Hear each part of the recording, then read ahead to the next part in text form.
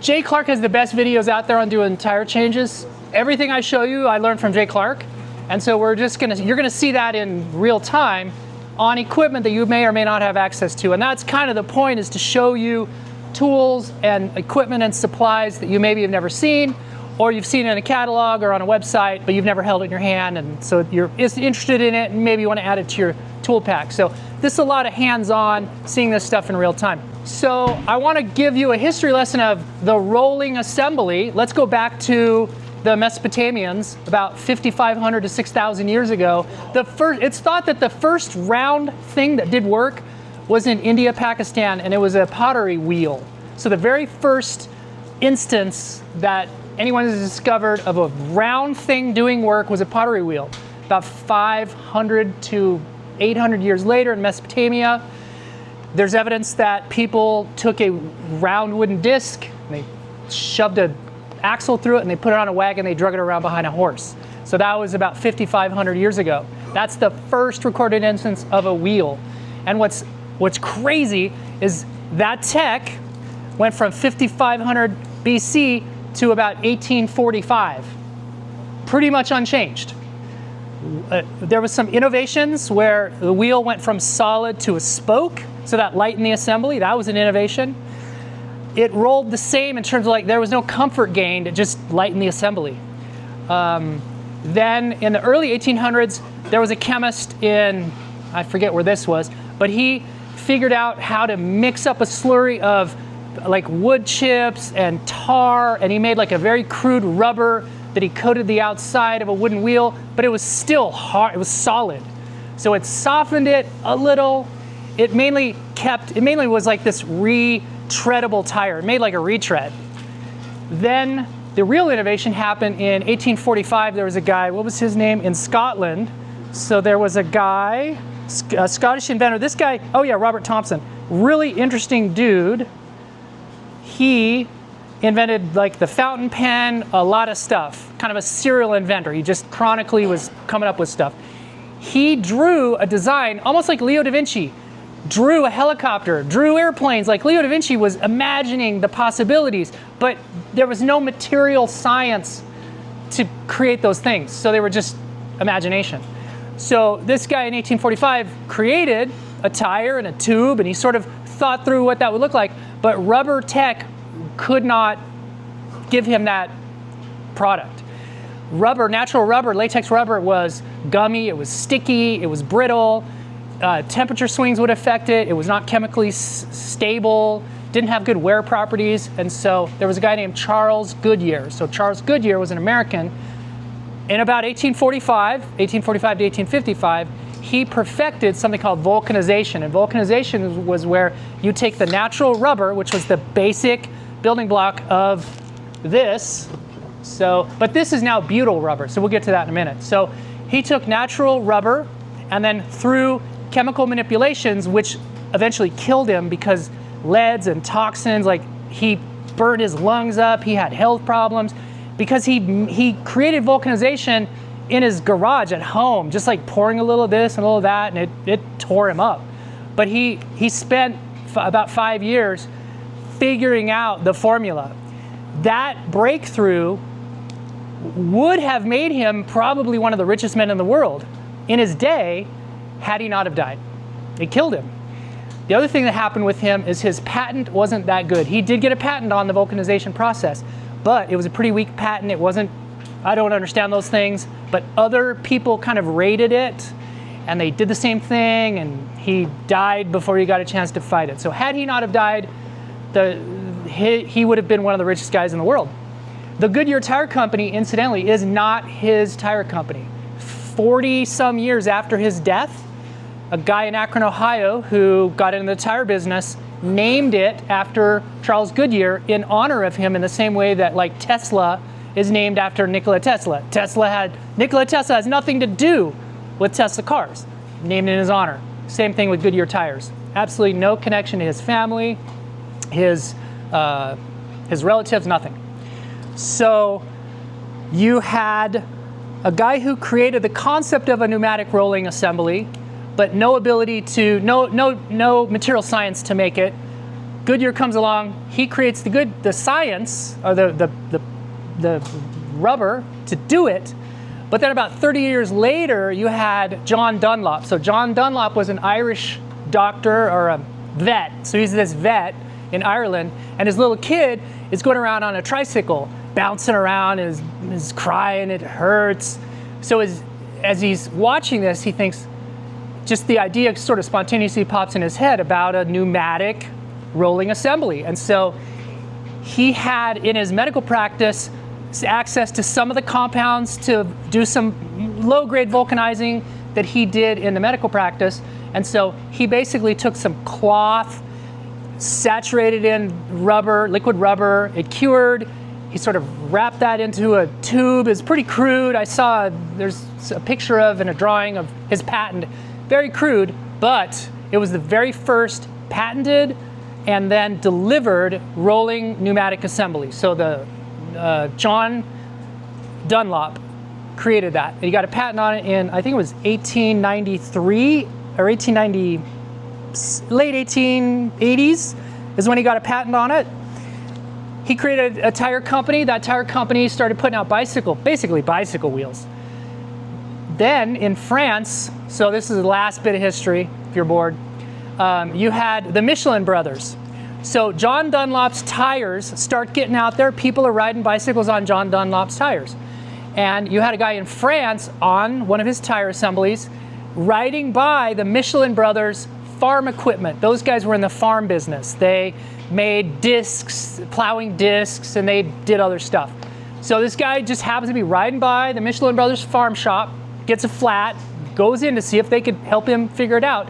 The younger brother, who was the more clever of the two, yeah, I can figure that out. We'll get this going for you. It took him 2 days to do it because it was a very complicated, not user-friendly. It was not a great system. It was Gen 1, right? Gen 1 of the pneumatic rolling assembly. So as he's working on it and studying it, his wheels are turning. He's like, oh man, we got to do something different. This is not, I want to do my own version of this. He was really captivated by the concept, but the execution, he said, I think I can do better. So he was the guy who basically created this. We owe this to the younger of the Michelin brothers. So they patented basically this. It was a little cruder, but the concept was you had a rim, a specially shaped, purpose-built rim that accepted a tube, and that was really the key. So what the Dunlop system was, it was the tire and the tube was all kind of one thing. And so what he said, we need to break this apart. So we need to have an air bladder, and or the tire would have the air, but something would hold air, and then it would be separable. You could separate it. You could repair and replace each of the individual constituent parts. So we owe this to Michelin. And this is pretty close to what he designed all those years ago. So anybody have any questions or comments on any of that? I'll pass out your tests as soon as we're done here. Top 3 tire companies in the world. One of them is Michelin. Actually, Michelin's number 2. Bridgestone, a Japanese company. Number 1 tire maker in the world. Michelin's number 2. And then number 3, you would think it would have been Dunlop. It wasn't. It's Goodyear. Goodyear is the 3rd biggest tire manufacturer in the world. So let's talk about tires. So a tire is essentially a rubber carcass that holds a tube or holds the air chamber inside of a tubeless rim. You have a couple of different things that are going on here. You have the steel, and let's pass this around. So just go ahead and pass that around. So you have the steel cords. When you look into the side profile, you'll see the 2 round and lots of different strands of metal, steel. Those are the bead. And so that is what holds the tire. As you inflate the tire assembly and it wants to grow and expand, it wants to climb off the rim. Well, we need to contain that. We need to contain the expansion of it. So we do that through the bead. And that's those steel cords. Those go all the way around the tire. And they do not change diameter, whereas the tire itself can change diameter as you inflate or deflate the unit. And then above that, you'll notice that there's some fabric weave, some fabric cloth, and that's the ply. And so you could have a bias ply or you could have a radial ply. A bias ply is where you have crisscross. Think of like rebar in concrete.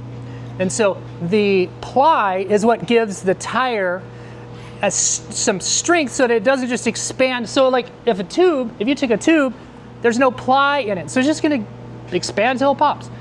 So the ply inside of the tire puts a maximum expansion envelope. So there's a performance envelope, maximum expansion capacity, and that's basically covered and controlled by the ply.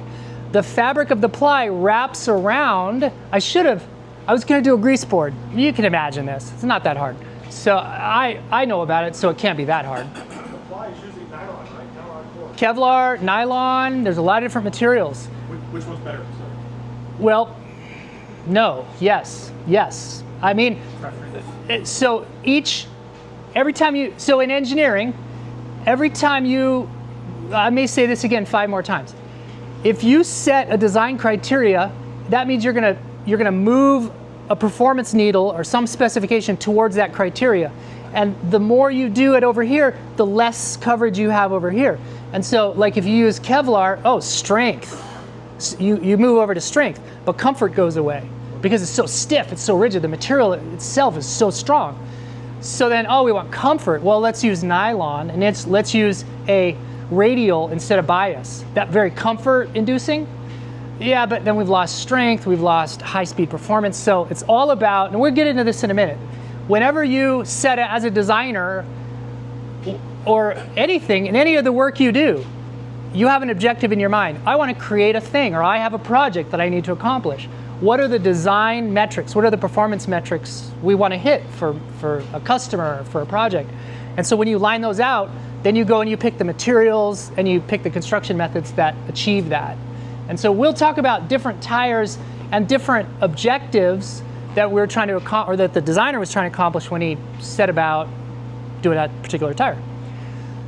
So there's no right or wrong way, there's no best or worst, it's all just about whatever the performance metrics are. And then you have on top of at the very top, you have the tread.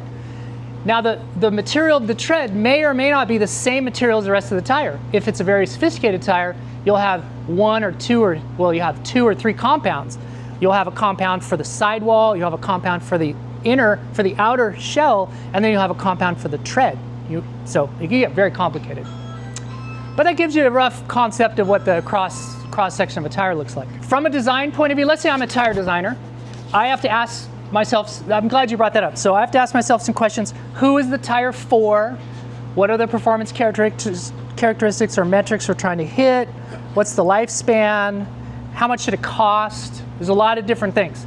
Now, from our side, that's a designer. But from our side of the house, what are we interested in?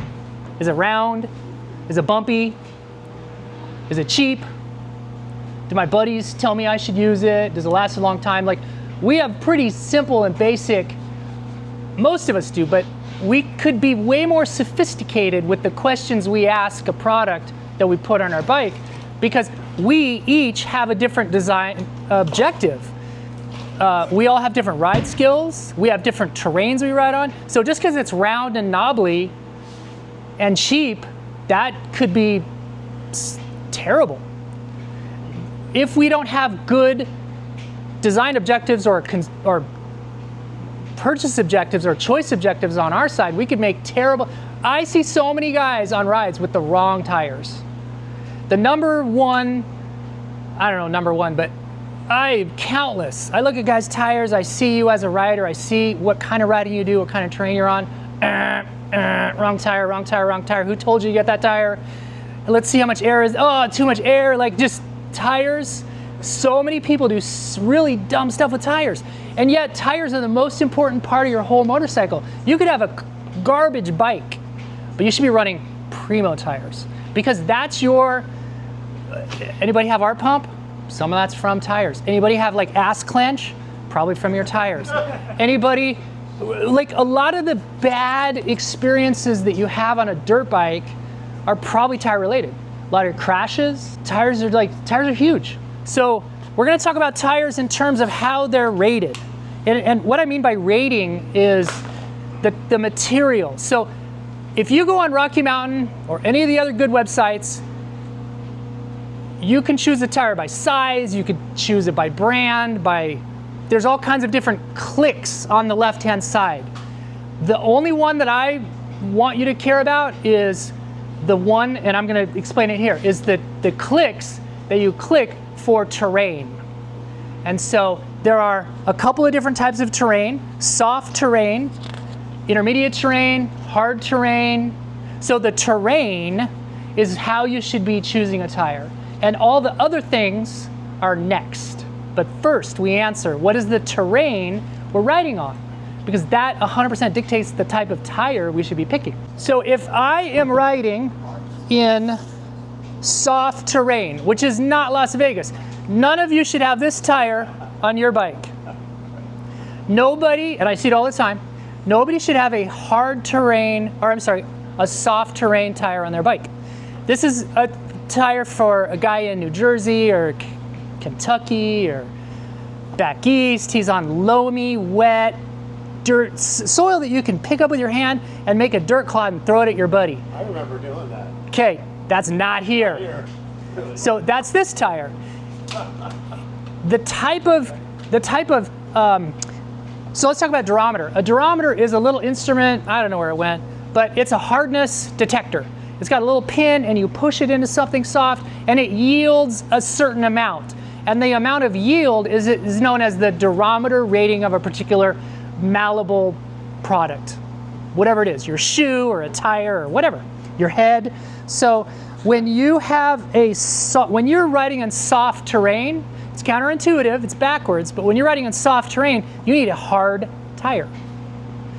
The hard tire, the hard rubber. So this is a tire for loamy, soft terrain, and it's crazy hard. It's 85. So the hardest tire of the ones I'm going to show you, this is 85. And later on, you can grab a knob. They don't yield. This doesn't twist. It doesn't turn. This thing is hard as a rock.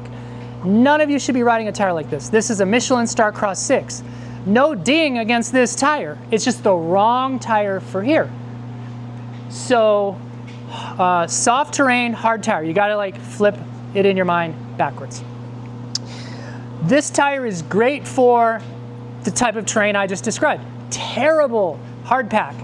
This tire, a hard tire like this on the asphalt will put you on your ass. This tire is skiddy. When I ride a bike that's got a hard tire on it and you go to light it up, there's no traction, the tire spins, the back end's all over the place. You get on a gravel road and you're probably like washing around. You go on sandstone, you take this tire to Moab, it's terrible, it's gonna slip, it's gonna knock you down. None of us in this country terrain should be on a tire like this. This is not the right tire for us. It's a great tire, but not for us. If you're watching this and you're on the East Coast, this is your tire, but not us out here on the West Coast in the desert. So that then brings us to the next. So we're going from hard, that's where we started. Now we're gonna go next to a 70. So that's 85, we're gonna go to 70. So a 70, this is the tire I have on my bike, and 99% of us should probably have a tire like this on your bikes. This is an intermediate tire, which means it doesn't do anything exceptional, but it does all of it good enough. A tire, so if we've got a sandwich, soft, medium, hard. So you have intermediate, hard, and soft. You always want to pick the middle one because you're not always riding, typically, you're not always riding in the one type of specialized terrain that the one specialized type of tire is designed for. So I run this is my favorite tire. I put this tire on my bike, like about 75% of my riding is on this exact tire. Why? Because it's intermediate. It's Goldilocks. It's not too hard, it's not too soft. It handles everything good enough. And it's a 70. There are softer, there are harder. You saw the harder. The tread is great. There's really big blocks here, which means it's gonna be very self-cleaning. It's gonna eject the mud. There's these little side sipes. These are like little traction fingers. Have you ever looked at your snow tires? I don't know if we have snow tires here in Vegas, but a snow tire has thousands of little cuts in it. Every one of those cuts is a little grabber, little pair of fingers. And so these little side sips, if you see a tire, let me show you another example. This is a great example of what I'm talking about. So you see from, I don't know if you can see this, but there's like lugs inside of lugs. So each lug has a little groove, and there's like another lug, like a hidden surprise lug. Little fingers, little grabby fingers. So this would be a good tire for hard type compound, because you're gonna have these little grabby surfaces. It's also pretty good at self-cleaning it, shoot the mud out of it. So a tire like this has got a couple of different good attributes. So this tire has the same thing, little side cuts, little sips. You have good spacing on the sidewall, and so it's got good lean characteristics. Great tire. We could arm wrestle and debate.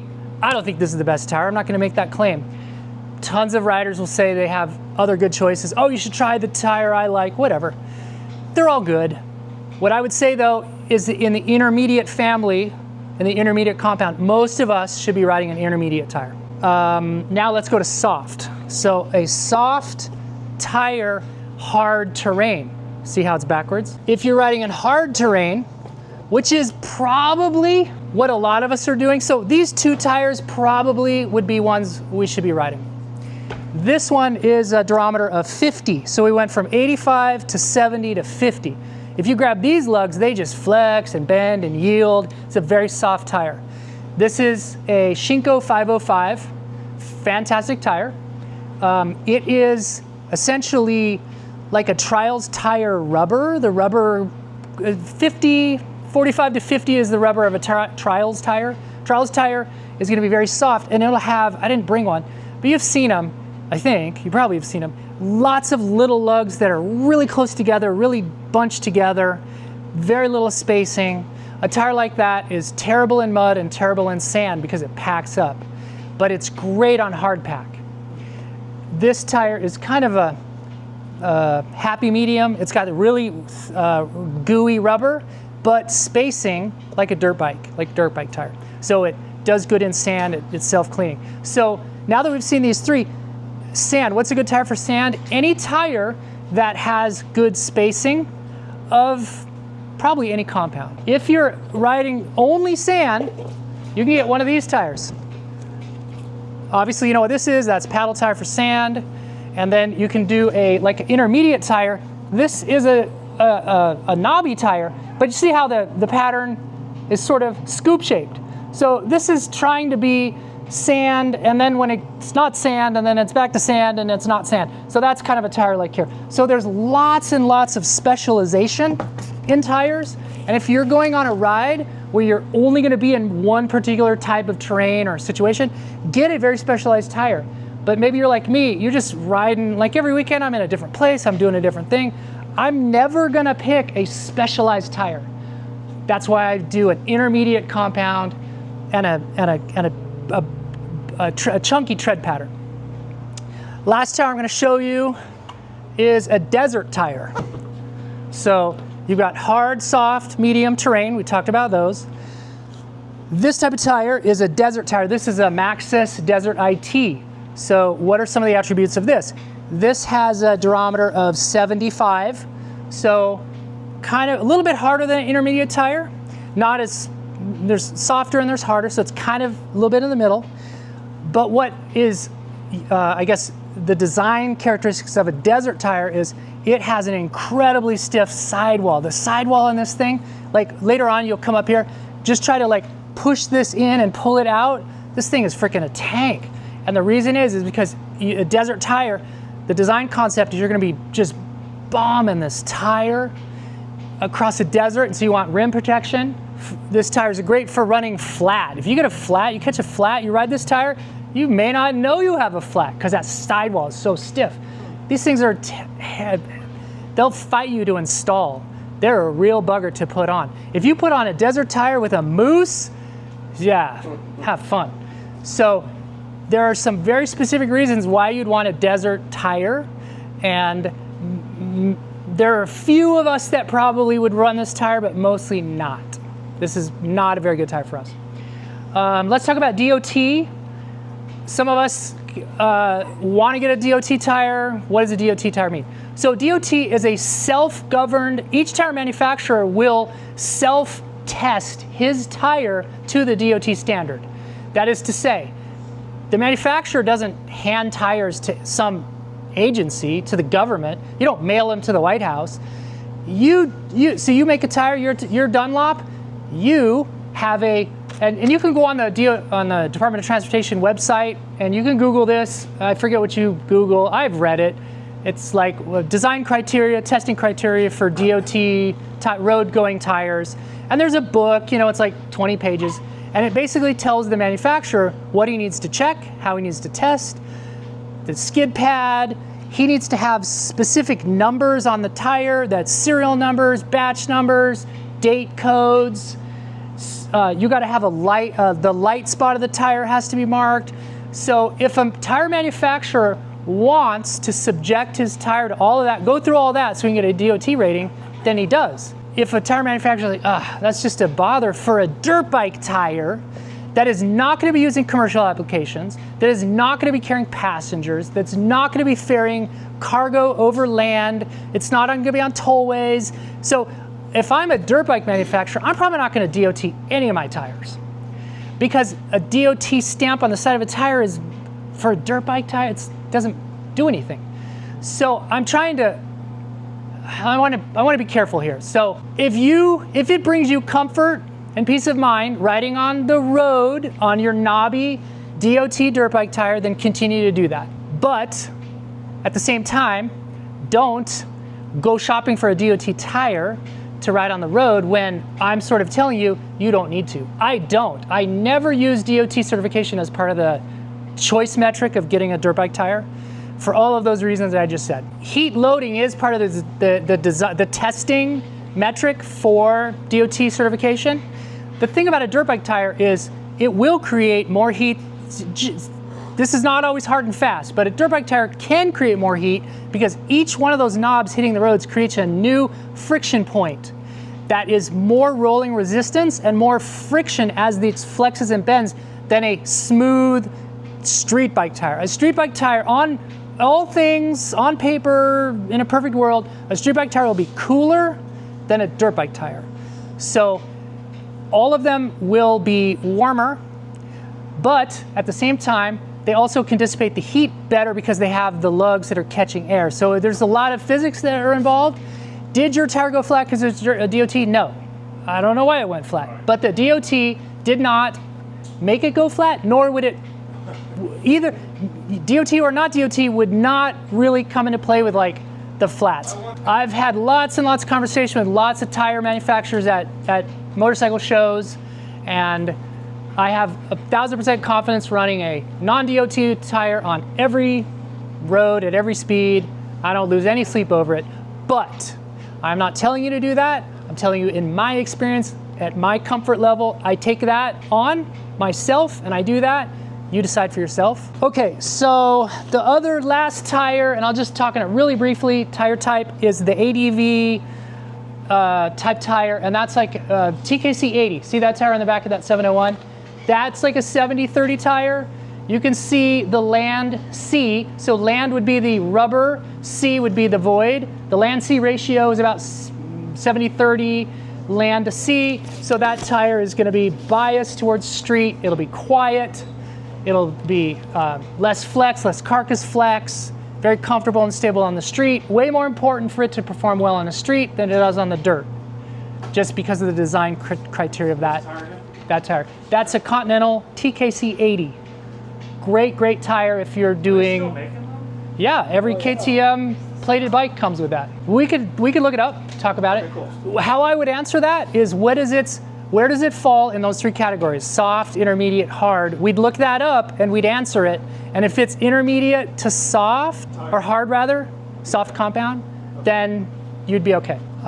Any other questions about any of that before we move on? Yeah? Sometimes yes, sometimes no. It depends on the manufacturer. The question was, that's a durometer. It's got a little needle point thing. Just, it's a little gauge and you stick it in the thing. I pulled these numbers up before. These numbers will change based on temperature. So a tire will get harder, the compound will get harder if it's colder. So tire choice in colder climates. You see there's a lot of moving pieces when you think about a tire. Just walking into a tire shop and be like, cheap, knobbly, black, round, I'll take it. Sketchy. I don't have an answer to that. but we know what they are here. Any other questions on tread, tire? If the cop catches you pulling wheelies through intersections, flipping him off, and ditching your whiskey bottle, then he's probably gonna ding you on that DOT. Yes, so if you didn't hear that, if you convert the title of a non-50 state legal dirt bike to a plated bike in some states, not all states let you do this, the state inspection may require a visual inspection that may look at the DOT on the tire. A couple of things to also consider about tire choices. You have weight. Each tire, size and weight. So let's talk about size and weight. So you got like a 130, 90, 18 by brand X. You take the same number by brand Y, those tires are not gonna be, there is no industry standard uniform tire size metric that's shared and adopted across all the manufacturers. Your 130 is gonna be a little different than his 130 and yours. So it's impossible to take two brands of a same number and then presume that they're gonna be exactly, all the X and Y's are gonna be the same. They're not. So that's something to take into consideration. Also weight. There are some riders who will pick a tire 100% based on weight because weight is gyroscopic effect. If I'm building a 300 two-stroke, a 250 two-stroke as a mountain bike with an engine and I wanna just rail the trail, then that gyroscopic effect will come into play when I wanna lean the bike over and bring it back up and go to the next turn. And so I might make a decision about a tire pretty much only based on the weight of that tire. And there's plenty of websites, I looked at some today, where nerds will go to a tire shop and it's awesome, and they'll take they'll weigh a tire and they'll categorize it and they'll spreadsheet it out. So if you're that guy, that data exists. So tire weight is a thing. That rolling assembly, gyroscopic effect is a thing. Anything else you want to add about tires before we move on? Yeah, so I'm glad you asked a follow-up question. So we kind of talked about lightness. If you want a bike that is responsive into its lean angle, off its vertical axis, meaning you just want to like think about turning, just the slightest little counter steer, boom, and you're in the turn, go light. Because we've all done this as kids where you take a bicycle wheel and you spin it and you try to resist it. Okay, so that's gyroscopic effect. The lighter the assembly, the more it will yield to that input. And so when would you want a heavy tire? There are some riders who want a heavy tire. Well, you want a heavy tire if you want gyroscopic effect. You want rotating mass. So that would be a rider who is not interested in carving it up and laying it into the corners. You want a bike that is stable, planted, secure, confidence inspiring. You're on who's on the KLR? You're on a KLR? You're not gonna be ripping the single track on that. But what you do want is a bike that once you're at, you're 60 miles an hour and you get a little something weird in the road, you want that bike to settle and to be calm and to be confidence inspiring. You want heavy assemblies. You want gyroscopic effect. So there are some instances where you want a heavy assembly. I'm glad you brought that up. So, thank you. I had in my notes, I just didn't.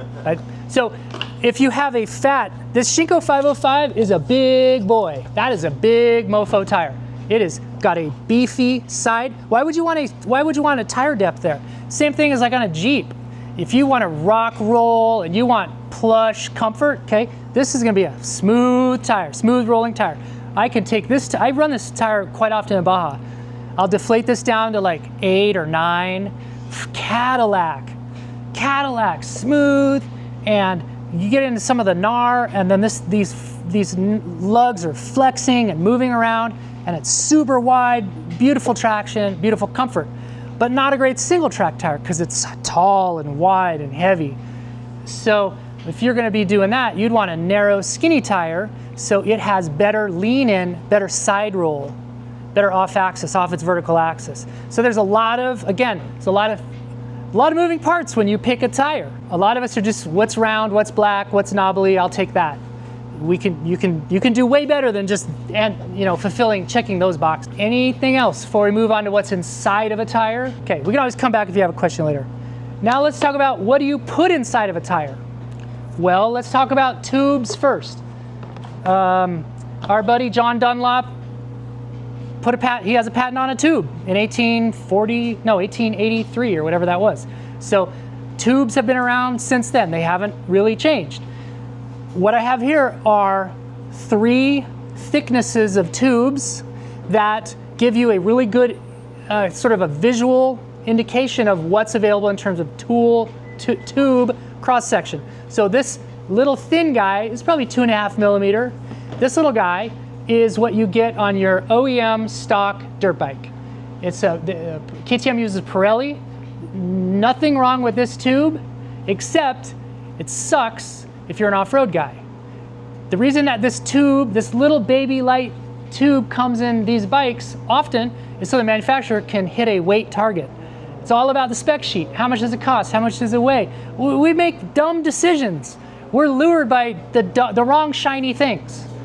So a manufacturer will put this in because it's all of those things and cheap. And so this tube is terrible if you're going to ride in the rocks, if you're an off-road guy. Bad tube. Good for motocross, terrible for everything else. So we're going to upgrade our tubes. Well, maybe we'll get a heavy-duty tube. So that's what this is. This tube is an IRC heavy-duty tube, and it's probably 3.5 millimeter, and it's the next step up. So what do you get with this is you get better pinch flat resistance. Okay, and so that's the next choice. Oh, but let's get a Bridgestone ultra heavy duty tube. This is the king of tubes. It was the king of tubes before the Lucioli came along.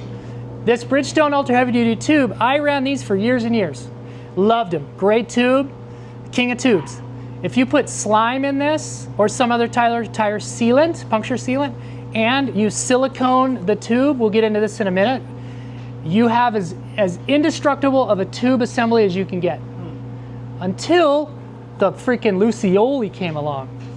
This is just the big dog of tubes. It's like 7.5 millimeters. The whole unit weighs about 7 pounds. This tube, so this little motocross tube, it might weigh 1.25 pounds.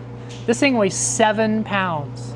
It's like 7.5, 8 millimeters. It has 2 rim locks. It has built-in rim locks. It's nuts. This might be the last tube you ever bought. If you don't ruin this tube with a puncture that you can't patch, this could be the last. Will this tube to your kids. This tube is the single best buy you can make in tubes or tire systems, because this $175 tube could last you 20 tires, 50 tires. Wow. I don't know. You're not going to wear it out. You get one tire on this little motocross tube and you see it's all wavy and it's got like little rubber balls on there. This makes you nervous after one tire. You can put 50 tires on this. So way, way, way different. So I'm going to pass these around. So why would you use a tube? The advantages of tubes are, besides the Lucioli, very, very low cost. You could buy a motocross tube. You could buy like a Rocky Mountain motocross tube for about $4 or $5. Or how about, see the stack of tubes on the thing back there? Take one of those for free. Those are takeouts. So free. That's how much tubes are. They're free. Okay, so low cost. Everybody in the world knows how to work on a tube. Every single person in the world. A tube has great flexibility in terms of traction control. So if you want really good traction, you could deflate your tube. Think about Jeep guys. They air down their tires really, really low. They're in the rocks. Oh, we got a road section, air back up. So you can do the same thing with your tube in your dirt bike, air up and down based on ride conditions. Repairable, patchable, familiar, globally acceptable, low cost. What are some of the disadvantages of the tubes? It's a flattable system. So it is subject to punctures, rim cuts, snake bites. So it's a fragile system, except for Lucioli. So it's a fairly fragile system. And you also have rebounce feel. So rebounds is, think of a basketball, you drop a basketball, it hits the ground, that energy goes somewhere. Why does it bounce back up? Because the air chamber absorbs that energy of the compression, but it pushes back, and then the ball bounces up. Well, your tire does the same thing. So rebounce is when your tire hits an obstacle and it rebounds back into your suspension. So your suspension now has 2 energy forces. It has the main energy of the rock itself, the deflective force of the rock, but then the rebound energy of that air compression from the tire. And so there is a feel to a tube, and then we'll talk about Mousse in a minute, but a Mousse has a different feel. So some riders are chasing, this is me, I'm chasing suspension feel and feel dynamics, the way the bike feels, the way the suspension feels. And you get that more from Mousse? I get that on a Mousse. Remember how we talked about the aero in engineering? There's no free lunch.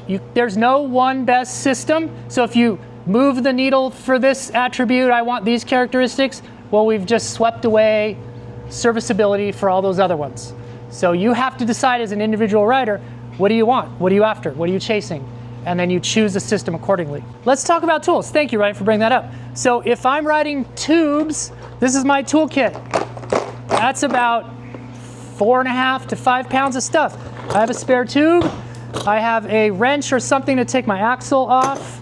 That is not part of this. I don't know what that is. I have some type of air inflator, so I've got CO2s or a little pump. I have tire spoons, probably 3. So I got 3 tire spoons. That's just one of 3. I have a bead buddy, so I got that little guy. I'm gonna have a shredder valve tool, but that will live on my cap. And then some of us carry this little snake, so we can snake the valve stem through, so you got that. Some of us carry a patch kit, so you might have that in there. And then that's just a different type of Schrader valve, so kind of optional thing. So if I'm riding tubes, I got all this crap with me. Every ride, every time. So there's a lot of really strong upsides to tubes, and there's some really strong downsides. Well, that's your comfort zone. So everything will flat. Everything can flat. A nail could go through that and it flat just as easily. So maybe that big heavy duty tube that little thorn won't puncture it like it would the motocross, but you didn't hit the thorn, you hit a nail or a screwdriver. Won't do anything about that. The few things I'll say about tubes are you can put a puncture sealant in there and that's gonna self-heal like a thorn. I've got slime, there's ride-on, flat out is another type. There's all these different types. You can check them out later. Go on the forums, argue with your buddies about which is best. I really don't care, but put something in your tube that will self-heal a thorn. Before you go out on your ride, you should have some type of preventative puncture sealant liquid in your tubes. Yes, 100% of the time. And then in the forums, guys will argue about those glass beads, those self-balancing glass beads, which the physics proves those to work. However, those only do that self-balancing characteristic at a certain resonance or a certain speed, a certain RPM. So those beads will find the balance points at about, I read this, depending on the tire size and some of the dynamics, 35, 40 miles an hour, it's balanced. And it stays balanced at any speed above or below that self-balancing speed. But if you stop, the beads come out of suspension, they fall to the bottom of the tire, and now the tire is imbalanced until you hit that magic speed again. So there is a use case for those, but they're not perfect. We'll talk about balancing later in a little bit. I will tell you about silicone. I slime all my tubes with silicone, and to show you why. Where's that tire section? So what's a snake bite? A snake bite is when your tube is in here. Who's had a snake bite? You know a snake bite? You know what I'm talking about? Pinch flat. Yeah. Okay, so what that is you have a 3-part sandwich. You have the rock, the tire, and the tube, and the rim, a 4. You have a 4-part sandwich.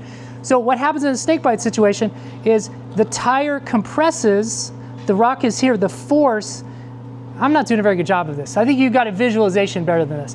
The force of that causes the tire itself to pinch or cut the tube against the rim.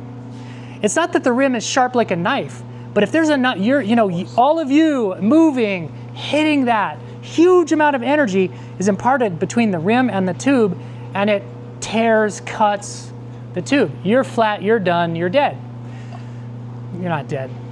So why do I put silicone lube on my tubes? So when I run tubes, which is not very often, but when I set up a tube, I put a puncture sealant in my tube for self-healing, and then I grease my tube when I put everything together. And I do that because I'm really banking on the fact that I'm a good boy. And I told my mom she looked good in that dress when she kind of probably didn't. And I went to Sunday school and I'm a good boy. And maybe, just maybe, when that rock wants to shove my slippery tube into my slippery rim, it goes squirt and it squirts out and it doesn't pinch flat. So when you watch a video to change a tire and the tire video is putting baby powder or talcum powder, I never put talcum powder in a tire ever. If I was gonna go to a motocross tire with groomed sand and good dirt, I'd skip the grease. I'd skip the slime, I'd skip all that. But I don't ride that. I ride Baja and Vegas. And so I use the slime, I use the grease. We'll talk about that when we get into the hands-on stuff. Okay, any other questions about tubes? We're wrapping that one up. Okay, let's talk about how we doing on brake. We're gonna talk, let me tell you how we're gonna finish. We're gonna talk about tubeless. So we're gonna finish out with the pneumatic systems. Tube is a pneumatic, Tubeless is a pneumatic. Those are the two pneumatics we'll talk about. Then we're gonna talk about non-pneumatic, which would be Mousse. And then we'll take a break, how about that? I'll try to make this 10 minutes. I forgot I was gonna also talk about Tubliss. Did I mention that? So what is Tubliss? Have you guys all seen the Tubliss system? Who runs it? Raise your hand if you've ever put in Tubliss. Nobody's raising their hand. Okay, the Tubliss on paper, to me, is the best system possible because you have a air system that is infinitely adjustable, soft, hard. You can turn your spoke wheel into tubeless. Let me say it like this. You can fix a puncture flat with bacon strips. And I'm trying to find my bacon strip kit. So my toolkit, oh, okay, right here. Nope, that's not it. My toolkit for Tubeless includes, here it is. My tube kit for Tubeless unfortunately has all of this because you still have air. So you should still be taking all of this in addition to, you should probably have one anyway, but now you need one that can go to 110 PSI because you're inflating the inner bladder here. How a tubeless works, this is why we have a cutaway. So what happens with a tubeless is you have this inner tube here that seals this inner dome against the spokes. It expands out against the ridges here of the inner part of the tube. It expands out so it air seals the spokes. Spokes are no longer exposed to air. This dome traps the air in the chamber. No air leakage. And then the tire is sealed against the outer edge of the bead of the rim by the expansion of the inner tube. And so it's a rim lock that goes all the way around the tire. It's a pretty genius system. Do y'all have kind of a vision capture on how that works? Okay, you could play with stuff later. So on paper, this is a great system. It has really good attributes. But who said a lot of moving parts? Dino, was that you? There's a lot going on with this. You got an air chamber here to be aware of. You have air chamber here to be aware of. If you take a flat here, that's cool. You could probably fix it with some bacon strips. You guys know what these are, those little gooey plugs? You just pop that in there and stick it in there, and that's really cool. But what if you get your bacon strip tool that some dummy dropped out of his saddlebag and it goes through here and it goes through that inner bladder too? Then you're super hosed because now you can't seal you're defeated. So while there are some really high attributes to a tubeless system, great strengths, some strong weaknesses. So that's what's up with the tubeless system. I don't run tubeless. I don't have anything against it. Doesn't work for me, type of riding I do, type of conditions I'm in. And I don't let guys who go with us to Baja take this because of all the moving pieces and all the possibility of failures. Yeah, so when we go to Mexico, we don't use this. You got all of this plus this. Okay, so now we're up to about 6 pounds. They're very finicky, very difficult. Yes, I got one more pneumatic system. Pass that around. This is, you've never heard of this and you never use this. Please do not use this product. This is called, in this room, these are tire balls. These are my favorite system ever. but please don't run these because there are huge downsides. I'll tell you about the upsides. These are independent. This is like filling up your tire with tennis balls. These are independent air bladders that you fill up the whole cavity, 28, 29, 30 of these. You stick them in there. They're a pain in the butt to get in, to line up, to organize all the way around. You can change the air pressure independently, so I could have one at 10 and one at 12 and one at 10 and one at 12. You can do all kinds of exotic things. When you hit a bump, you only impart the energy into one ball. It doesn't transfer into the whole assembly. So if you like the feel of air, this means that you don't have that deflective force like I talked about with air. It is a breast implant, yes. These are absolutely, the feel, feedback, and ride characteristics of these is 10 out of 10. But the usability, 0 out of 10 for usability, rider, like the owning and using of these is really it's a challenge to own and use these. So I just show you these as part of the exotics. These are for professional racers with a mechanic who is on that and disassembling that and keeping up with the maintenance and all of that. We talked about the pneumatic system. I'm not going to spend any time on it now. If you want to look at this later, NewTek, who makes the Tubeless, has come out with the all-new system. It's called the Tubeless 360. Maybe you've seen some posts on the socials about it. You can check this out. This is basically a rim lock spoke sealer with the rubber insert. It's really cool. I won't spend any more time about it now. We'll talk about this later. But this is a genius system. It's very good. If you like air and you want something that's pretty robust, this is the way to go. But exotic and expensive. Talk about expensive. Those tire balls are $300 a wheel. A standard tubeless is 99 bucks, 100 bucks. This is the cost of this. So this is, I think, 159. This is a half mousse. I'll explain it later when we're not all sitting here waiting to take a pee break. Okay, so those are the pneumatics. Let's finish up with mousse. What is a mousse? A mousse is a solid foam insert. These are two different ways to have a mousse. One is a complete round assembly, and the other one is chunks of mousse, or mousse balls. So a mousse is a non-pneumatic tire infill system that has, like anything, some really strong upsides and some really strong downsides. Some of the upsides, some of the strengths of the mousse system is that it is the least amount of maintenance of any of the systems. It is, on paper, flat proof on paper, because there's always an asterisk. So I'm not going to say there, you'll never get a flat. But a flat on a mousse is different than a flat on a tube. But you can defeat a mousse to a point where it's no longer rideable. So we'll call that a flat. So you can flat out a mousse. You still have maintenance, so it's not zero. Chances are not zero, but they are minimized to a point where that is the most reliable and resistant of problems of any of the systems. Let me look at my notes. Is that what you prefer for Moab? I run mousse 100% of the time in every single ride condition I ever do. Here's my toolkit for my mousse. Some zip ties.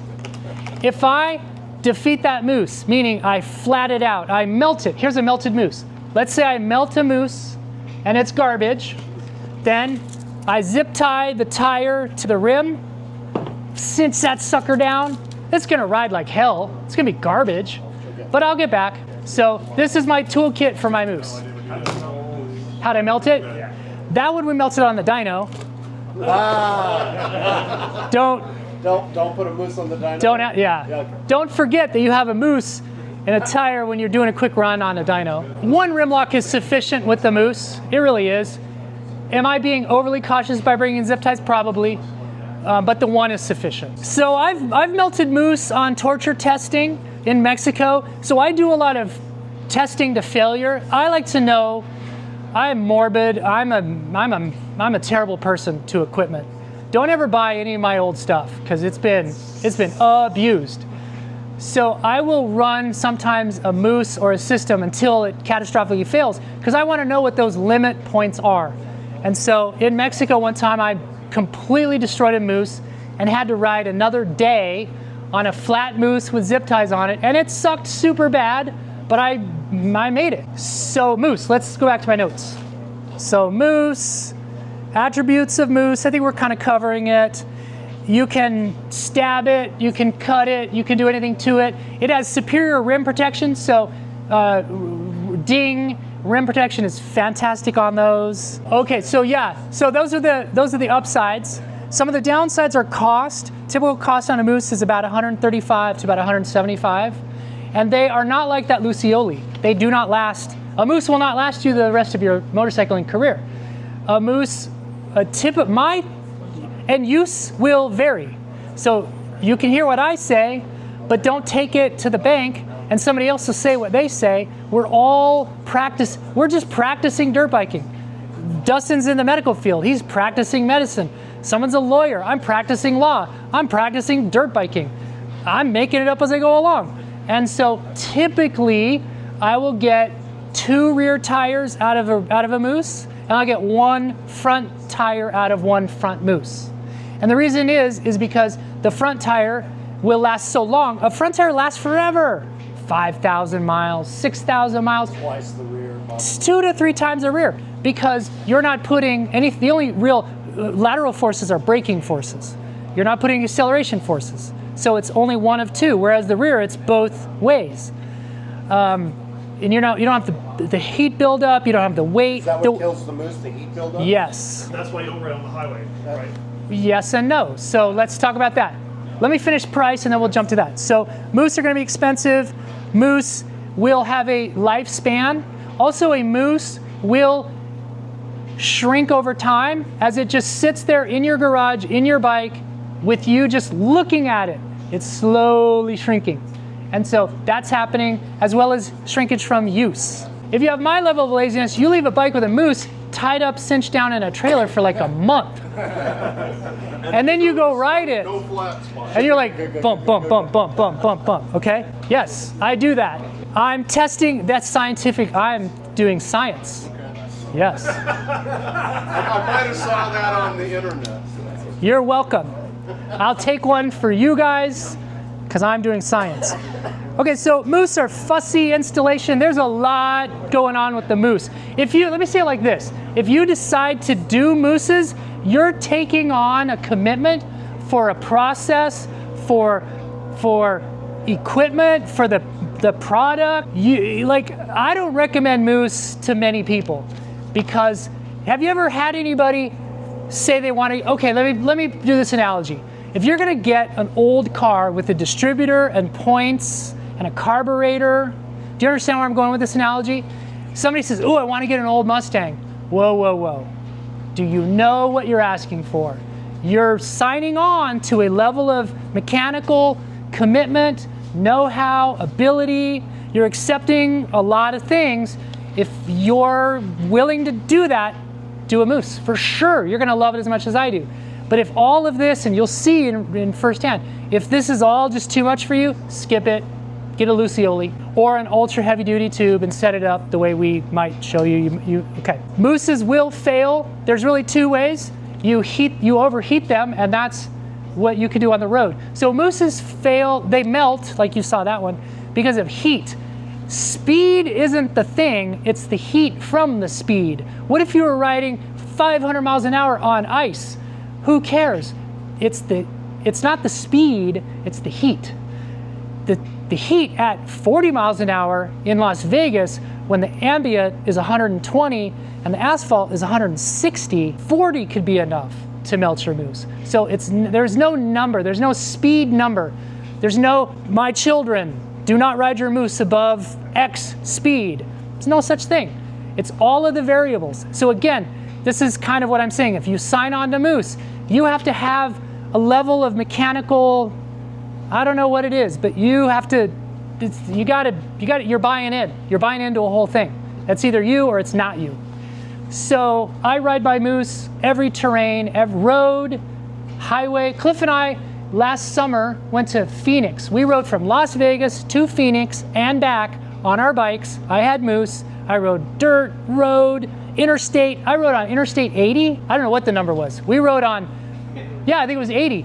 I rode with semi-trucks at 75 miles an hour on the interstate. Now it was in the spring. It was like March or April. It was warm. It was 80, 85, maybe 90. And like, we did just a bit under 1,000 miles. The tire was great. The Mousse is great. I ran that Mousse in like more tires. And so I'm scaring you about Mousse at the same time putting away some of the probably wrong fears that you have about Mousse. So Mousse has failed because of heat. Manage the heat, you're good.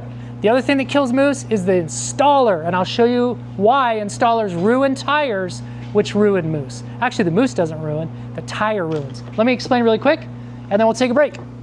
When an installer puts on, we talked about these cords right here, the what do you call these? The bead, tire bead. That tire bead is keeping that tire on the rim. It's keeping, remember how I said that tire, because of centrifugal force, this tire wants to expand 5 times its size and grow and climb off the rim. Well, these beads keep it on there. If you cut the beads because you're a monkey in wearing underwear with tire levers and you're trying to put that tire on and you break some of these beads, you snap some of these beads, not if, but when that tire comes off on you, the bead will climb over the side of the rim. This is what happens.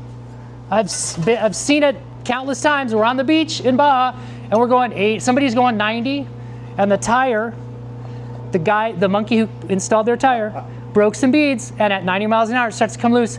It's not particularly dangerous, but it gets your attention. And the tire climbs off of one of the beads, climbs its way off, and you have this. And so now the ass end of the bike is washing all over the place, and when you stop, he looks down and he sees this. Stupid Mousse, I hate Mousse. No, you hate your installer. The Mousse is great. Mousse has no problem. So now you have a dead tire. This tire is absolute garbage, but the Mousse is perfectly fine. Put that Mousse in another tire, put it on correctly, and keep going. So when this happens, you get out your zip ties. That's how you fix that. We're gonna close this down with the Mousse. Any other thoughts or questions about Mousse? You can adjust tire pressure with a Mousse in a couple of ways. If you're using Mousse balls, you can vary the number of infill. So you can put in maybe one less to give yourself some spacing in the assembly. If you're running a complete assembly, the round one, the one, you can drill holes in it. You can get softer compounds or harder compounds. So there's a lot of different ways to play around with the feel, the tactile feel, the air pressure feel of a Mousse. The other thing that happens with a Mousse is it will change its pressure over time. So when you first install it, it's the puffiest it's ever gonna be, and it'll feel maybe like 15. You start beating it up, it gets some time on it, and over time, it starts to feel like it's 14, 12, 9, 7. Some guys like a flabby Mousse, and they will trade. Other guys like a high pressure feeling Mousse. I happen to know a couple dudes who will trade their Mousses. I'll always give you my new one, you always give me my old, I'll get your old one, and we do stuff like that. Again, Mousse is this commitment. You're accepting, you're gonna get a lot, but you have to be willing to commit a lot. Yes. So there are companies that will sell you a pre-cut piece of Mousse right here that you can shove in there, or you get your old, you keep your old Mousses. I have a Connex box. I probably have I'm a hoarder. Okay, I have a problem. My name's Mike. It's been 6 weeks since I bought a dirt bike. I have maybe 100 Mousse. I have a problem.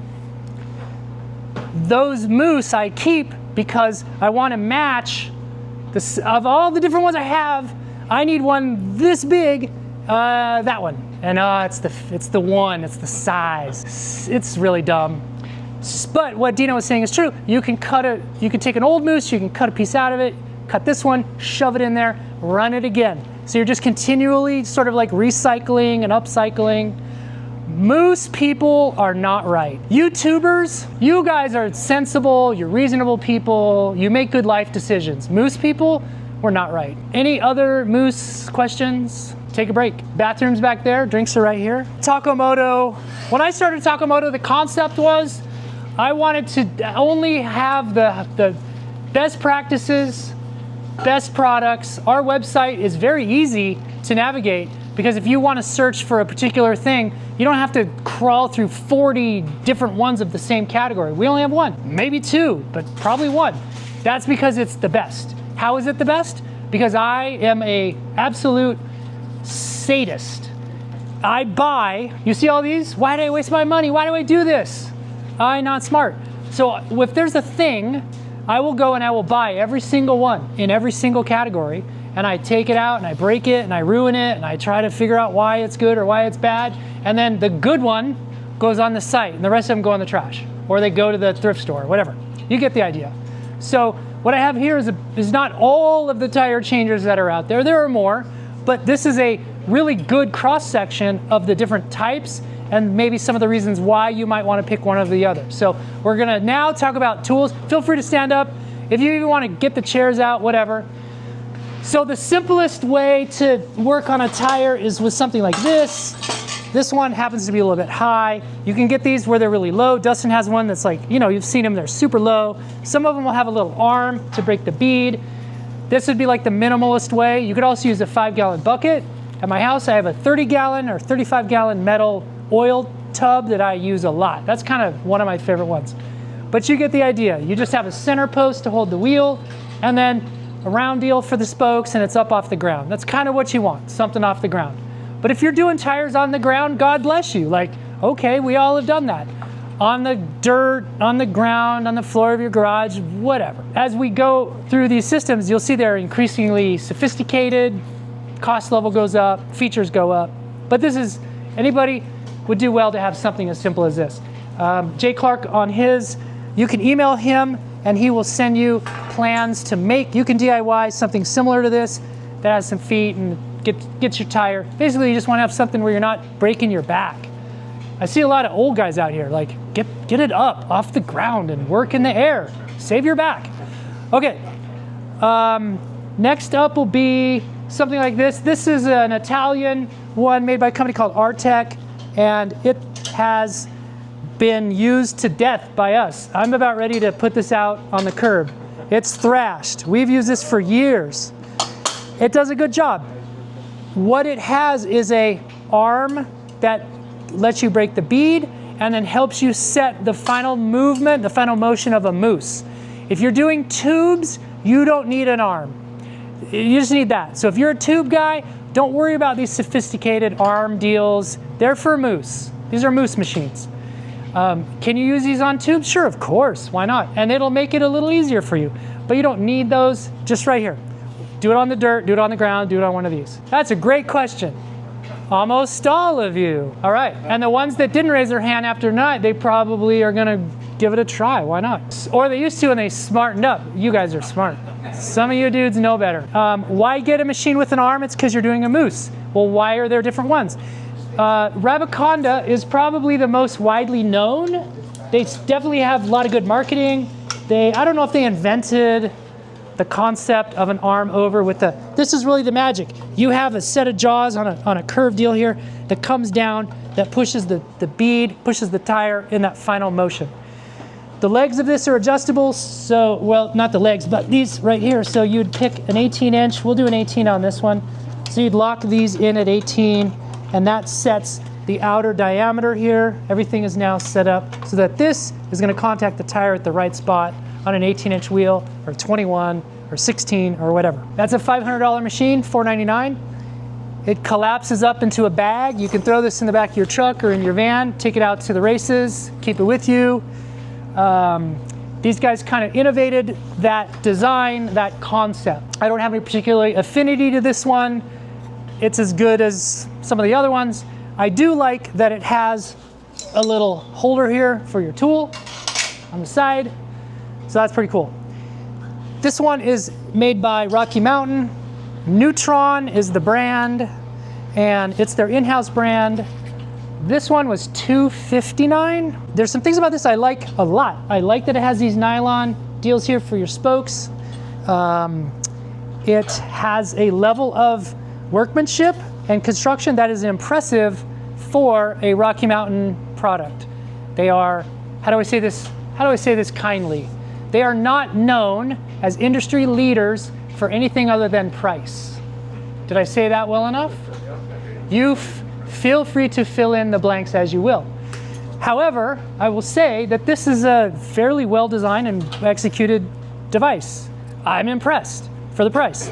So you can make up your mind after coming and seeing and touch them and feel them and lick them and whatever, but you can decide if you think one is worth the money over the other. I don't want to steer you in either direction. I got another one here. This is zip tie. This is Ty Davis's version, and it has some clever stuff going on with it. It's a little more complicated and fussy than these. It has a little bit different design objective, I think. So for me, if I was gonna get one, I would probably choose between one of these two. Now, let's talk about spoons and some of this other stuff. If you're doing your own tires, you should have a set of tire levers that are working for you, not against you. And so when it comes to tire levers, often the best rule of thumb is bigger is better. And so when I do a tire, a tube tire, I am a big fan of curved levers. So a curved lever works for you, and I usually use 3. So if I'm gonna do a tube, I don't think I ever use more than 3 on a tube, and I use these. I prefer these. Others will say that this is a better way to go, and I'll show you why when it comes time to do the wheel, because you can latch this guy with the little rubbery deal and the short deal underneath the rotor. And so there are some who will say that's an advantage. I find this to be an advantage. It's so personal in the way you just kind of your workflow is. Then you've got this guy, not little at all, this dude, and I'll show you kind of what's going on here. Specialty levers look like this. You have these Motion Pro bead breaker levers, and its partner is missing, but these have another, they're kind of a cam fork design, and this is how you can break the bead. So you can shove this, so like on a street tire, on a tubeless tire, like an adventure bike tire, you can shove this in there and use the lever action to pop the bead. So this is a real, and it's got a spoon on the other side. So if you're riding adventure bikes, you probably want to have a set of these Motion Pro bead breaker as part of your kit. If you have these in your shop as well, or you could use something like this. So that's what's going on here. And then some riders or some mechanics will tell you just these little cheapo shorty guys are their preferred too. So you can take a look at these later. As far as rim protection, you've got a couple different options. Motion Pro makes these little guys which go over the rim. You'll see them in action, but when you put your lever in there, you're forcing against plastic and not your finish of your rims. Robert, what am I forgetting? Bead Buddy, this little guy, will show you that in action. Let's just jump into this. Let's go for it. So who's doing a tire? Who's doing a tube? I need a tire with a tube. You got a tube? We'll do tubes first. And we'll do it on this one, I guess. I'm debating about whether or not to just have you do it and then verbally walk you through it, or maybe I'll just do it. Let me just do it for the sake of speed, because it'll just take longer. You see what I'm saying? And maybe he doesn't mind at all. So let's look at his tire choice. Let's all be super judgy about what's going on here. This is a MX 34. This is a 70, almost 80, 78, 79. It's on the hard side, but it does have the little block-in block. So see how it's in the corner to give you really good cornering traction. It's a good hard tire to last you a long time. It's gonna be skittish. Your ass end's gonna be dancing all around, but it'll last a long time. Okay, more hard. Like in terms of a compound, it's a hard tire. So this would be a soft, so the harder the compound, the softer the terrain. Right. And so, yeah, This is for softer terrain. This is for softer terrain. So if you're going back east to ride in the soft forest, this is the tire you want. Should we put it on? Let's put it on. Why not? We're here. Do we want to set this up? So let's talk about this tube. This tube is this is a motocross tube. We're gonna put this together. We're not gonna judge what you're doing here. We're just gonna put it together. For a motocross bike. There you go, motocross bike. Okay, here's how we're gonna do this. I'm gonna build this wheel like it's a desert wheel. Even though you're gonna motocross it, I'm gonna do the things we do on a desert wheel. So Robert, would you grab the slime? So shake it up. And in the comments, people are gonna say, don't use slime, use whatever. Fine. This is not a heavy duty tube. This is a light duty tube. This is the 2.5 mil motocross tube. Do you want a heavy duty tube? Robert, can you, while you're back there, can you grab, should we get you a different tire? What's that? Should we get you a different tire? You are riding out here in the desert. Yeah. I would never put that tire on someone's bike. Okay. I'm gonna trade you. Okay. So I'm gonna get you a no doll. We're not gonna change money, but you're gonna get a different tire. I don't want you on that tire. Okay, through the magic of Hollywood. Okay, now this is a desert setup. So we have an ultra heavy duty tube. We have an intermediate tire, directional, and we're gonna slime it and we're gonna silicone it. So we're gonna do all the things. You're gonna see all the things. So sometimes, you know what a cool tire is bidirectional. So depending on the type of terrain, you can flip it and move it and run it in two different directions.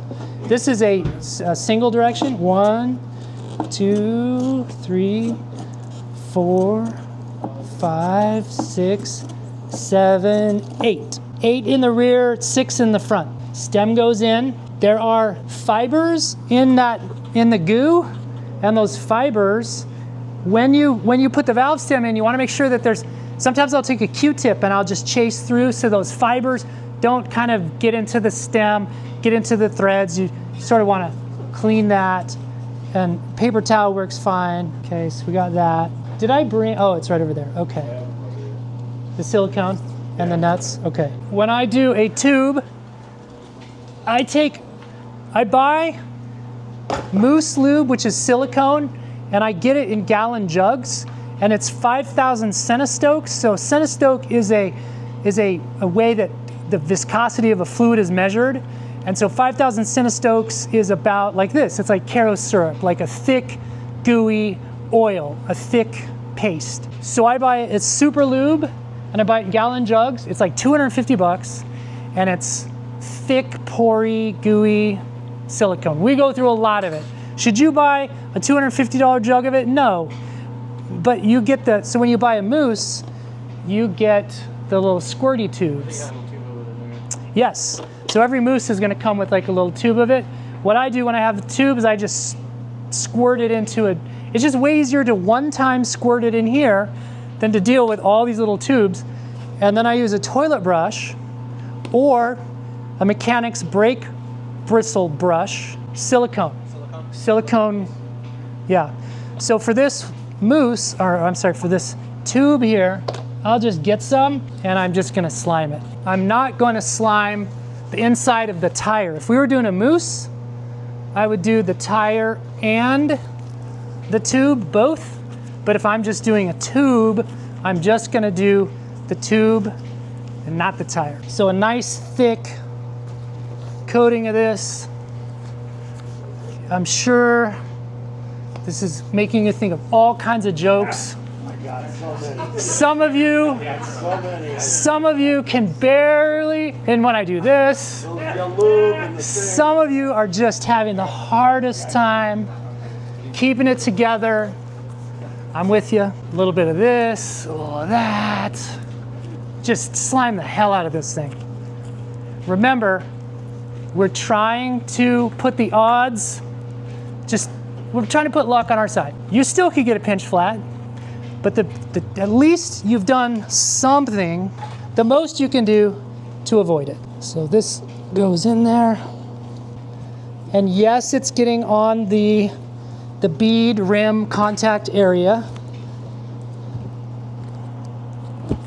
And so somebody out there's tripping balls that the tire is gonna slip on the rim. All right, so once it's super slimed, I'm gonna find the direction. Oh, I'm learning about this, so that's a thing. it's the way that they maybe laid the cords. So you might not see anything in the physical construction of the tread, but the way they laid up the bias, the plies, could be in that. It could be, but this particular tire has no physical indication of why it's directional, but yet it is. So I do what I'm told. You know what I said earlier, Jay Clark has got the best videos on how to do all this. You can watch him do a much better job than me. Let's talk about the valve stem. So all tubes are going to come with 1 washer, 2 nuts. On a dirt bike, you're going to leave the nut, 1 nut, on the washer to hold some tension, put some pressure on that convex nut against the curved, beefy part of the valve stem area. Yeah, the other nut, thanks.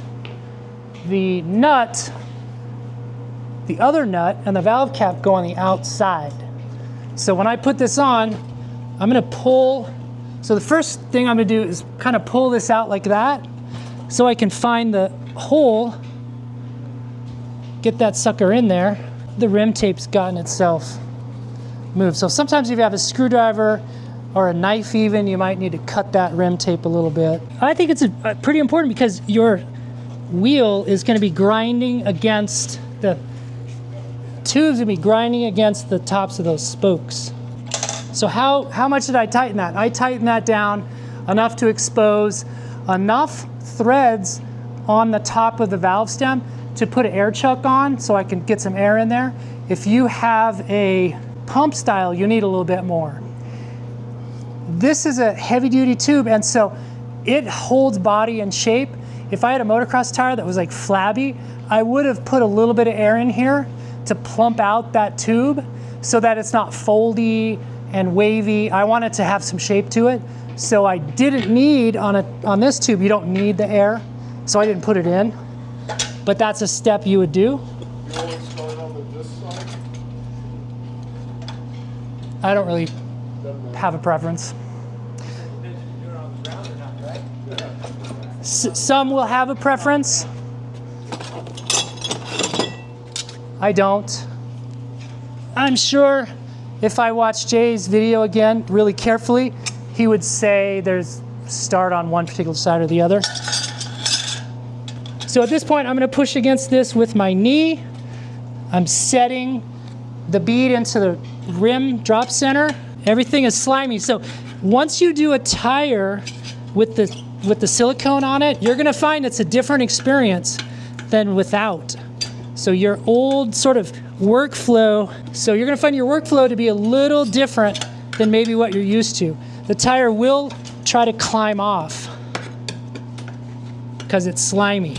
I mean, I do care. I don't want to have the thing bound against the rim lock. So yes, and this is where you take little bites. The good thing about the slime is you pretty much won't get a tube pinch as you put this on because it's slimy. Okay. So now that we're on, we need to get the tire over the rim lock. See here how it's caught? That's just what happens. So you can flip it over, put 2 in, and that's this end. I like to do that end. So you just put 2 in, bring it up. Do you see how I brought it up over the top of that lock? Then you can just push it in and release back over the rim lock. So now the tire slipped under the rim lock. Okay, so we flip over. Now when I do this side, I will pay more attention to the rim lock.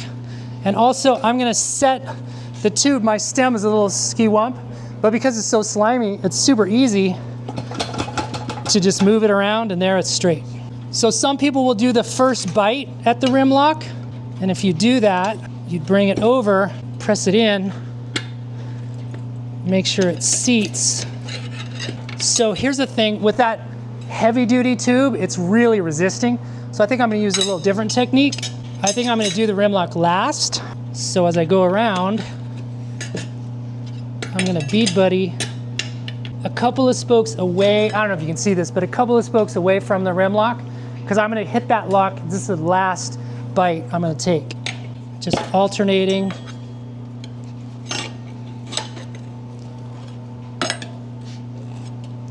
You can release the pressure to get the tool in for the next one. You can also make sure that the wheel, the tire, falls down into the drop center. So here's that last piece. So now what you can do, if you have this machine, you can go in here, you can press in the rim lock. So now it's pressed into that heavy duty tube, and I can use the arm here. I might need one more little bite. It seems like this should be closer in. Maybe I don't have this adjusted right. We're all learning together. This is way more fun at night in the dirt in Baja. Ah, see that? So I'm learning. Okay. So we just shoved it there in between the bead and the rim lock. Okay, so that's how you put on a heavy duty tube with the slime. That wasn't incredibly graceful, but you get the idea. I balance every wheel every time. Okay. Every single wheel. So why do we balance a wheel? If it's a tube, well, let's talk about a mousse. So we balance a mousse for sure every single time. Look at that. Remember how I said I thought this was? Quality. Yeah, but we also put this together, so maybe we didn't do a great job. So with a mousse and a heavy spot, oh, you know the one thing I didn't do? But this tire doesn't have it because it's not a DOT. Some tires, a DOT tire will have a little paint spot. Do you know what that paint spot's for? That'll be the light spot. So that light spot should correspond to where your rim lock is. Take advantage of the light and the heavy of the rim lock. This is not a DOT tire. This tire does not have that spot on there. So who cares? It has a light spot, but I don't know where it is. With a heavy spot on a mousse, if you think about every time that mousse rolls, if there's a heavy spot, that's a bit of extra compression that doesn't exist anywhere else on the assembly. So every time that compresses, that wears that mousse in that one particular spot over and over and over and over and over. And so that will put a lot of wear and tear on a mousse. And so we balance it to prevent that, to eliminate that. The other reason why we balance every wheel is to eliminate hop, which is uncomfortable, which is annoying. Also, you are faster by a micro degree on a balanced wheel than an imbalanced wheel. Because if you think about an imbalanced wheel and that little bit of extra friction every single time, that robs you of over the ground speed.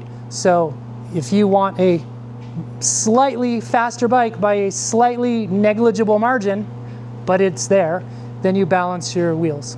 So we do that. So at this point you can just air it up, and this is a dirt wheel, and so we'll air this up probably to 13, 14. Can I have somebody just pump it up, and then we'll talk about the wheel nut. So who's doing a mousse? Let's get one of those going. I don't tighten the rim lock till I inflate it, because I want to make sure that I want to have the beads set. The only way to get good at tires is to watch videos and to do it yourself over and over and over and over. So you'll want to overinflate your wheel when you first put it on, because you need to set the bead. And you can visually check the bead by just going around and looking. You can also take your finger and run it around, and you'll feel if there's any spot where it didn't get set.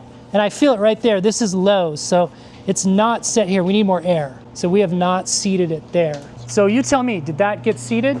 So if it's seated, now we can drop the air pressure down to our operating pressure, which, like I said, 14, 15 is probably good.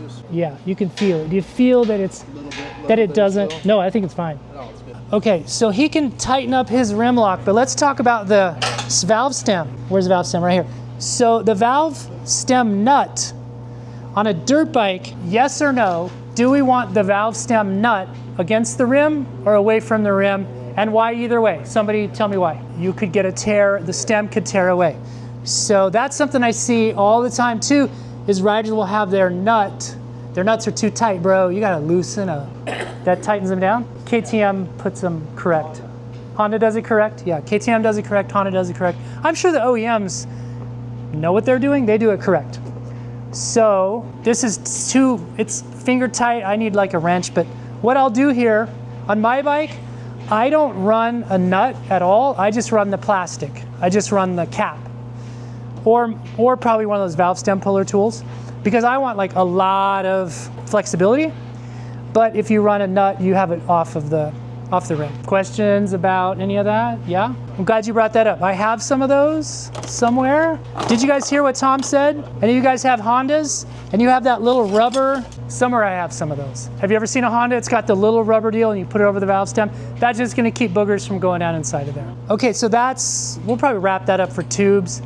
Removing it, I'm not gonna keep us here till midnight. Removing it. Videos, practice. That's how you learn how to do this. Watching me do it, you're not gonna pick it up. You gotta do it yourself. So that's a desert tire. That's not a motocross tire. Oh, thanks. That's a desert tire with the sealant and the silicone. Maybe you've never seen a tire set up like that, but that's a proper desert tire. Let's do a Mousse. Who's got one? While we're waiting for that, let's talk about this Mousse. This is dozens of flats that this guy did not get. You see all these cuts? Those are rim pinches. These are pinch flats. These are all snake bites. So these are just snake bite flats that this guy didn't get. This is whose is this one? Devin's. Oh yeah, Devin. Where the hell's Devin? This is a testament of the durability and the flat resistance of a Mousse. See all these like a beaver nibbled on that? That's all where the tire and the rim all had impact. Cut, cut, cut. These are all cuts. Every one of these is a pinch flat that he would have got otherwise. So these are just tons and tons and tons of pinch flats that this homie didn't get. You guys can check this out later. I guess the problem with this is, there you go, Tom, show that around. A little rubber cover from I can get you the sample tire and all that if you want to do that route. Because this is one of ours. Yeah. Okay, so we're gonna set up a front Mousse for you. On Mousse, I run a single rim lock in the rear. Some riders will do 2 rim locks. I've never been in a situation myself where I've spun a tire on a rim with Mousse, even when the Mousse goes flabby.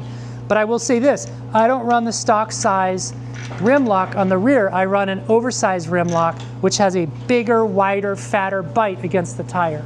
So I hedge my bet against spinning a tire. So do you understand what I mean when I say the tire spins away from the rim? I don't use that. I use the Warp 9 2.5. So it's a 215 rear, and I don't use a 215 rim lock. I use a 2.5 rim lock, so it's wider.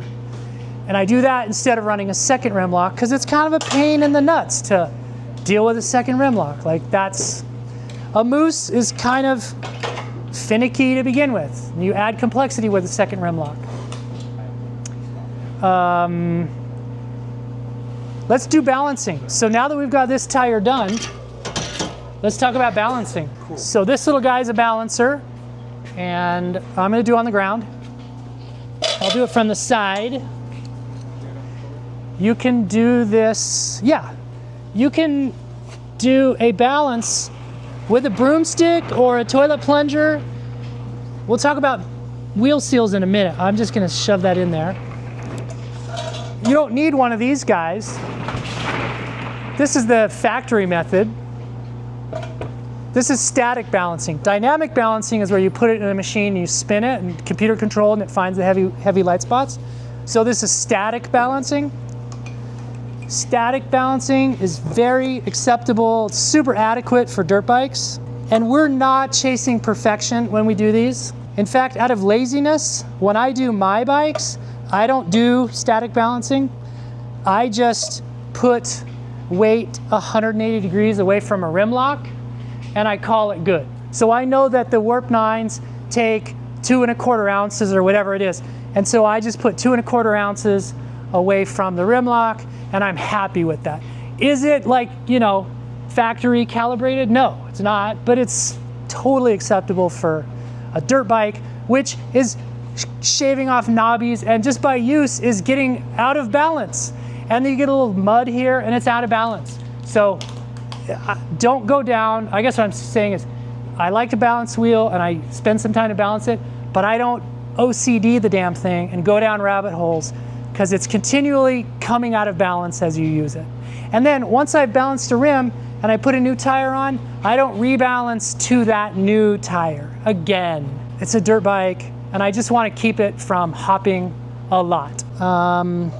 Robert, I'm gonna bug you again. Allen wrench, like a multi-bit Allen. I'll just tighten this up.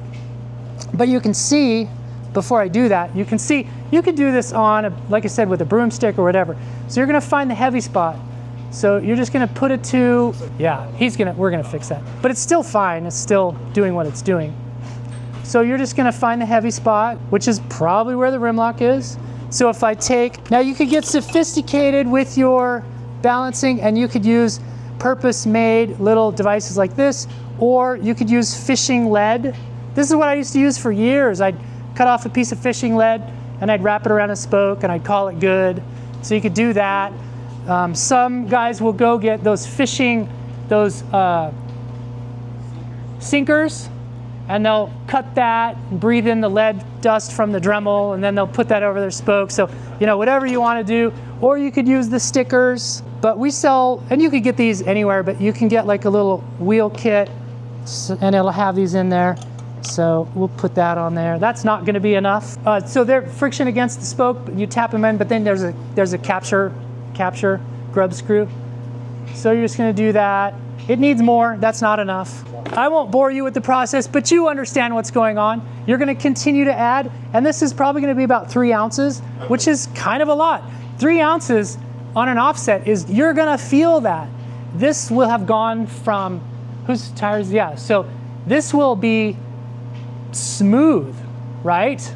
It'll be great. Imagine if you didn't have that. Wonk, wonk, wonk, wonk, wonk. Yeah, and then if your fronts and rear, they're out of phase, you got 2 different vibrations happening, it's super lame. So this will solve that. So you get the idea. You don't need one of these guys. You could put a broomstick through a couple of car jacks. We're not chasing perfection. We just want it to be balanced. Any questions about any of that? Let's do a Mousse and then get the hell out of here.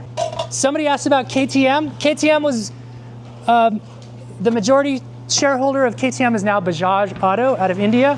Bajaj already owned 49% of KTM before KTM's insolvency.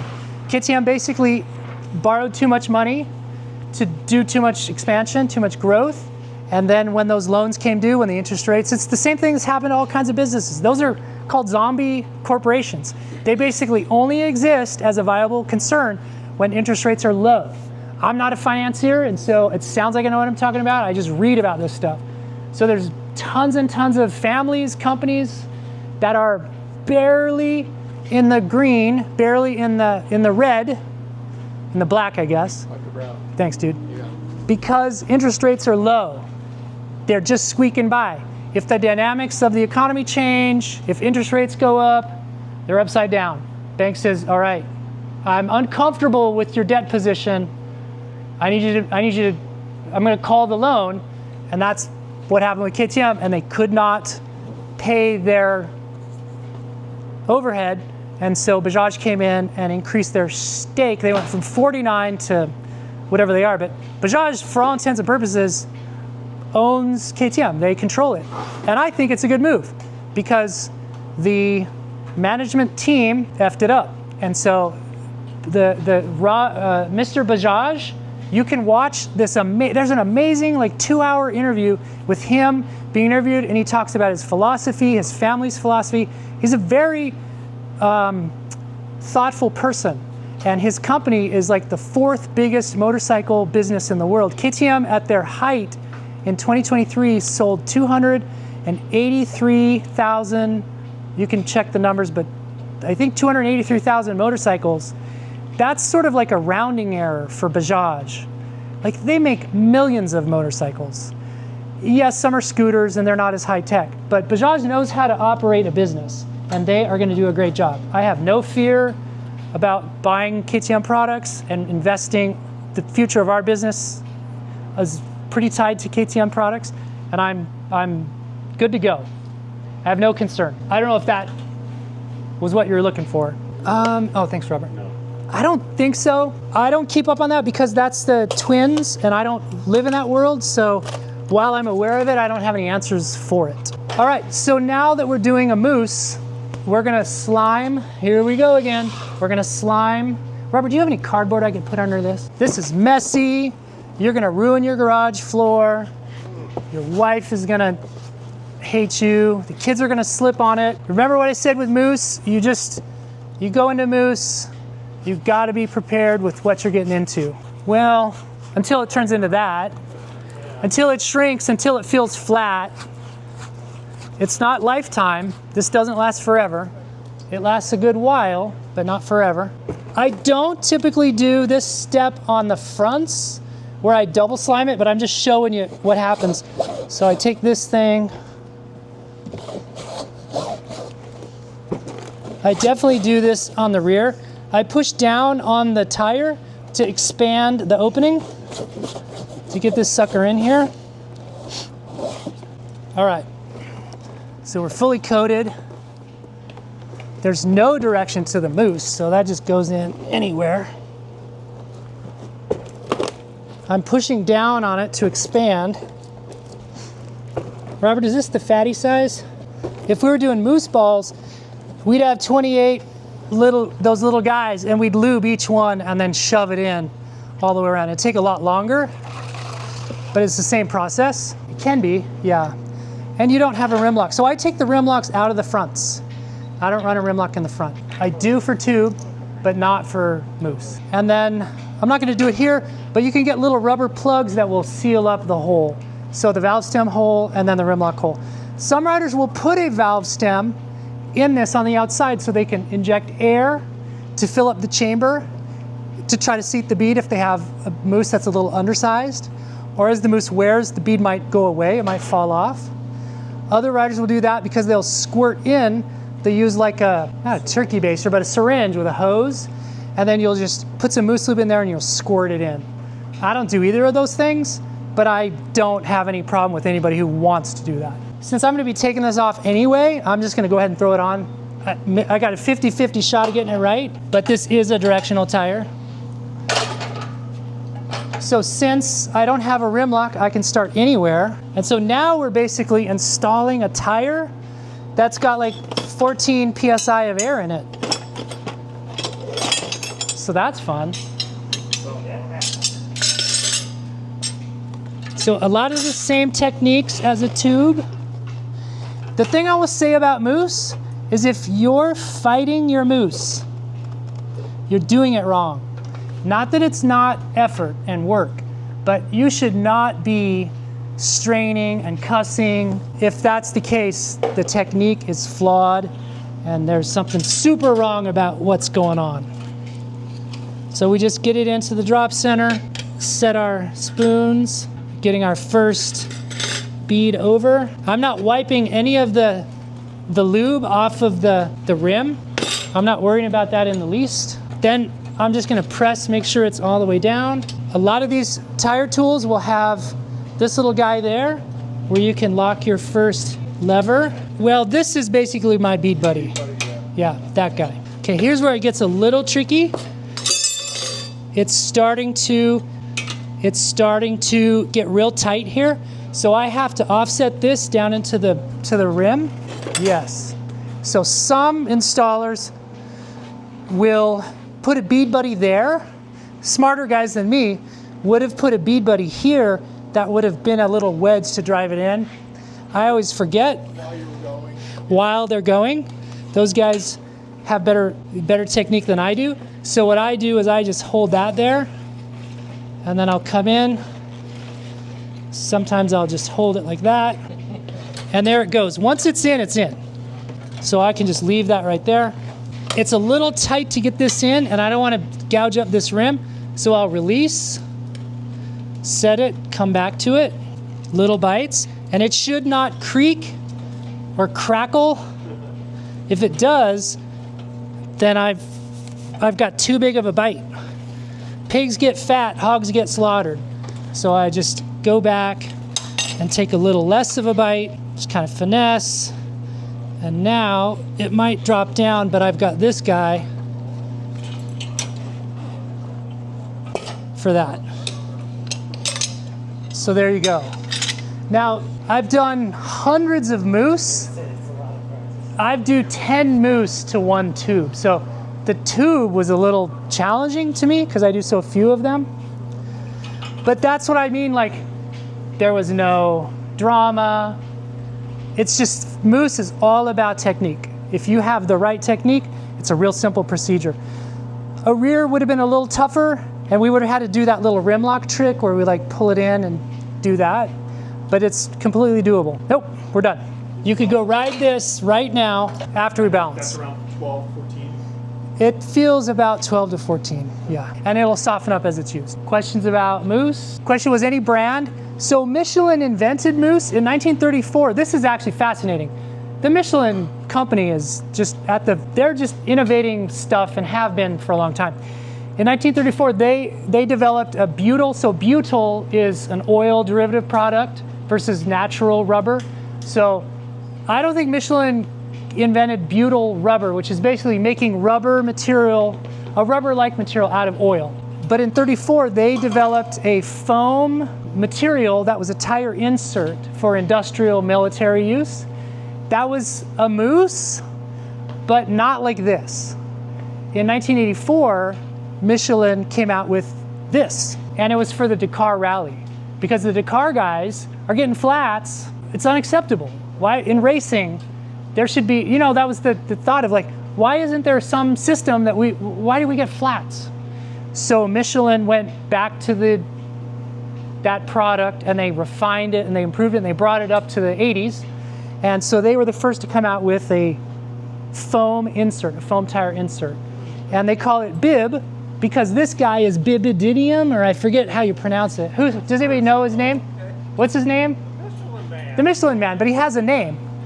And I think it's Bididium. Like his real name in the character is Bididium. And so they kind of, the marketing is like, this is him. It's made of him. And so it's a bib. That's how that all came. So I find that the Michelin Mousse is by far the best durability, best performance profile. So it maintains a volumetric shape and density the longest in stored use. It's also the most accurate in terms of size. I think they have 5 sizes and their sizing is like always on the money. So for me, Michelin is number 1. Number 2 is Mousse balls.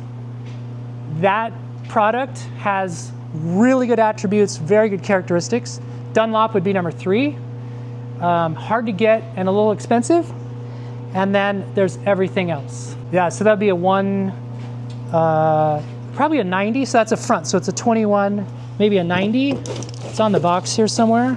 90, 90, 21. And there's a date on here. So Mousse, again, a Mousse, as a Mousse just sits, it will lose some of its density. No, you can do this on the ground in the dirt. And I've done it and we do it and it happens. Is this better? Hell yes. Yes, I would rather do this job on and off with a machine like this 100% of the time. But we've done them on the ground with lesser levers. I mean, you do what you do, right? You do what you got to do. Oh, that's clever. That's if you buy your truck.